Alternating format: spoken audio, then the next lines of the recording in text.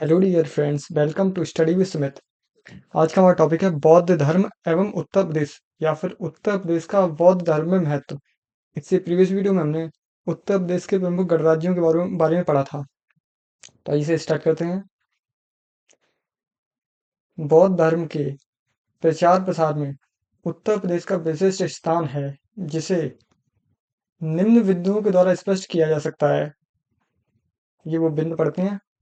पहला बिंदु, भगवान बुद्ध का जन्म सिद्धार्थ के रूप में कपिलवस्तु में स्थित साक्य गणराज्य में हुआ था। कहाँ हुआ था? साक्य गणराज्य में।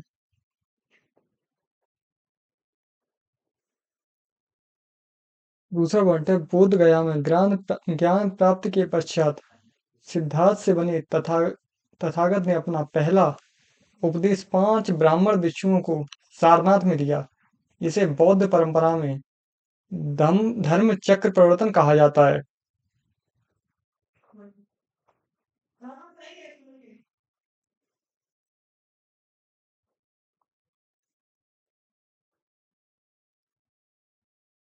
तीसरा पॉइंट है, सारनाथ से भगवान बुद्ध धर्म प्रचार जीवन पर्यंत करते रहे। कहाँ? सारनाथ से।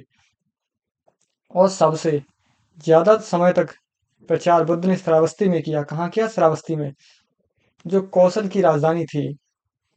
तो यहाँ पर बताया गया, सारनाथ से भगवान बुद्ध धर्म का प्रचार जीवन पर्यंत करते रहे, लेकिन उन्होंने सबसे ज्यादा समय तक श्रावस्ती में धर्म का प्रचार मतलब धर्म प्रचार किया, जो कौशल की राजधानी थी। यहाँ का शासक था प्रसेनजीत, बुद्ध का भक्त और उनका संरक्षक भी था। कौन? प्रसेनजीत। कहाँ का शासक था? श्रावस्ती का, सॉरी कौशल का। श्रावस्ती कौशल की राजधानी थी। और भगवान बुद्ध को इसके द्वारा पुब्बाराम विहार प्रदान किया गया। श्रावस्ती श्रावस्ती में ही बुद्ध ने कुख्यात डाकू अंगुलिमाल को बौद्ध धर्म में दीक्षित किया था। श्रावस्ती में ही एक धनी श्रेष्ठ अनाथ पिंड अनाथ पिंडक के द्वारा भगवान बुद्ध को विश्राम हेतु जेतवन विहार प्रदान किया गया। तो यहाँ पर समझाया गया कि कौशल का शासक था प्रसेनजित, भगवान बुद्ध का भक्त था और उनका संरक्षक भी था। भगवान बुद्ध इसके द्वारा भगवान बुद्ध को इसके द्वारा पुब्बाराम विहार प्रदान किया गया। और श्रावस्ती में ही एक कुख्यात डाकू था अंगुलिमाल, जिसे भगवान बुद्ध ने बौद्ध धर्म में दीक्षित किया था।